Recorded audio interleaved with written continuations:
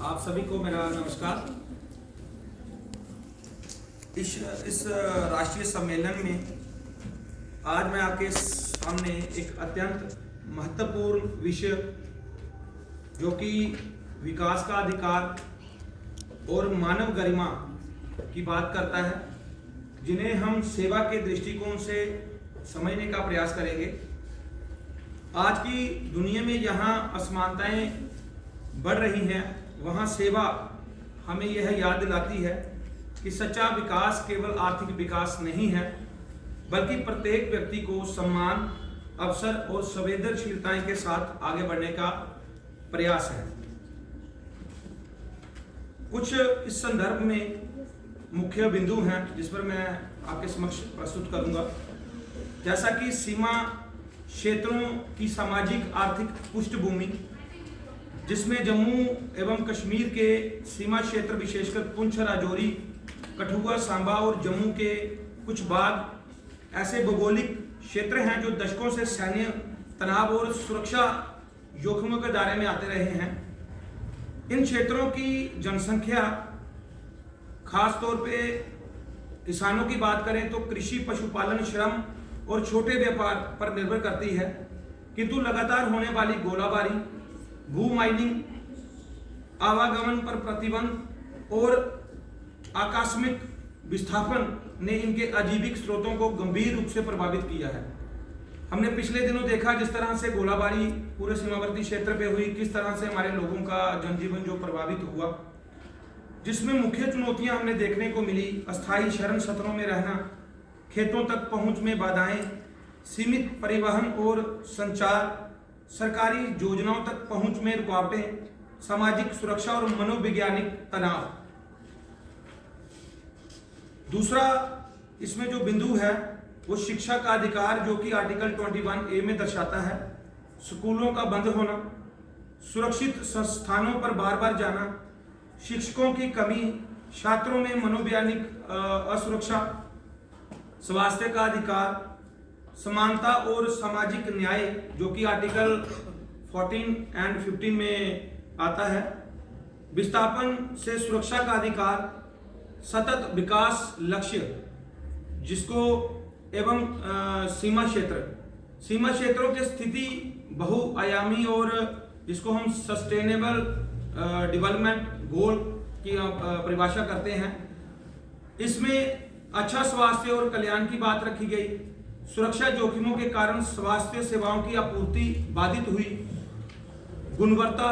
शिक्षा की बात हुई, जिसमें बच्चे लगातार शैक्षिक व्यवधान का सामना करते हैं। लैंगिक समानता की बात हुई, जिसमें महिलाएं खासतौर पे स्वास्थ्य सेवाओं से दूर, रोजगार से कटाव, सामाजिक सुरक्षा में पिछड़ी। आगे गरिमापूर्ण कार्य और आर्थिक वृद्धि, अस्थिर सुरक्षा वातावरण, असुरक्षित जिसको हम कह सकते हैं, अवसरों की सीमित करता है। शांति, न्याय एवं सशक्त संस्थान, स्थायी शांति और मजबूत प्रशासन की उनकी स्थिति सुधार कर सकता है। अगला शिक्षा, स्वास्थ्य और आजीविका संबंधित चुनौतियां, जिसमें शिक्षा से जुड़ी कठिनाइयां,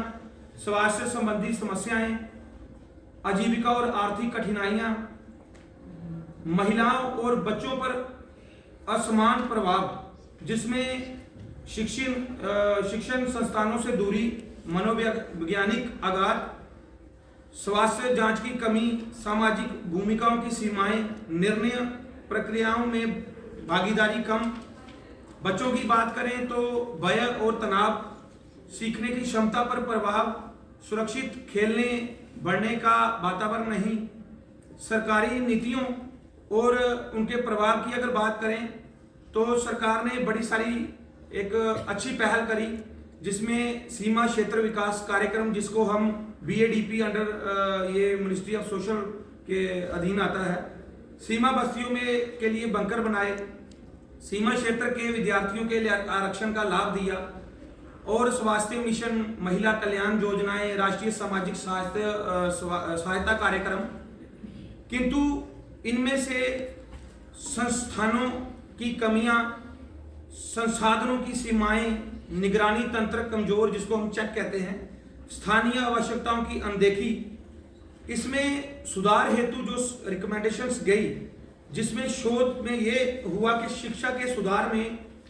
मोबाइल सैटेलाइट स्कूल लाइक, जैसे बॉर्डर में सिग्नल का इशू रहा तो ऑनलाइन एजुकेशन रही, ये कोविड की बात करें तो चाहे बॉर्डर डिस्टर्ब हो तभी ये समस्याएं आती हैं। सुरक्षित शिक्षा जोन, डिजिटल लर्निंग बसें,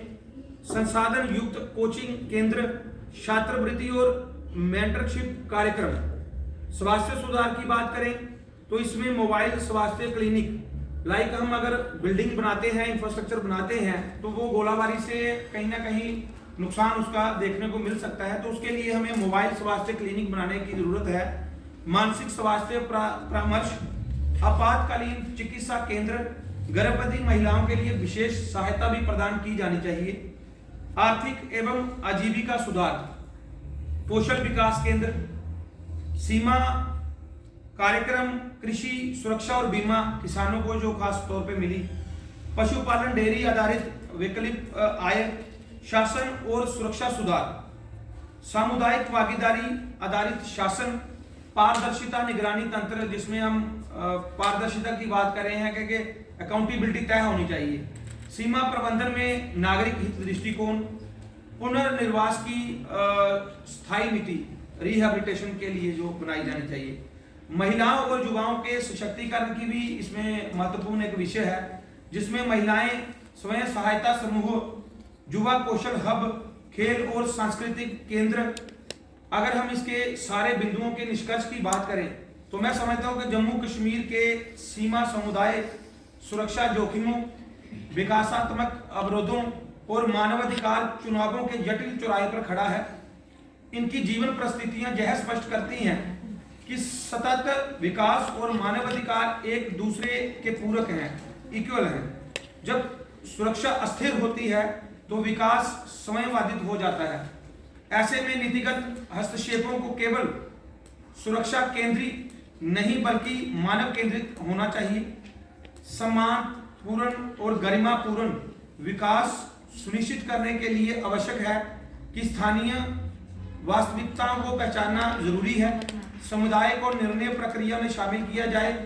शिक्षा, स्वास्थ्य और आजीविका के समान महत्व दिया जाए और सीमा निवासियों के राष्ट्र निर्माण के सक्रिय साझेदार बनाया जाए।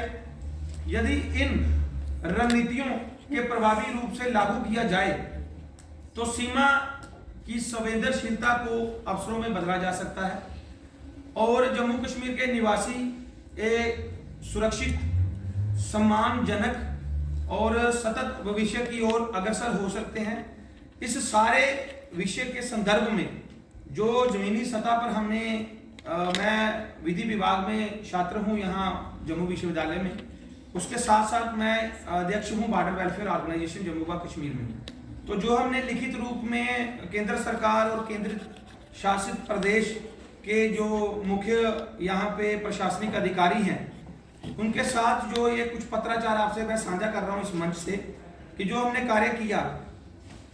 ये मैं बताना चाहता हूँ कि ये हमारे doctor Virendra Kumar social justice empowerment minister हैं।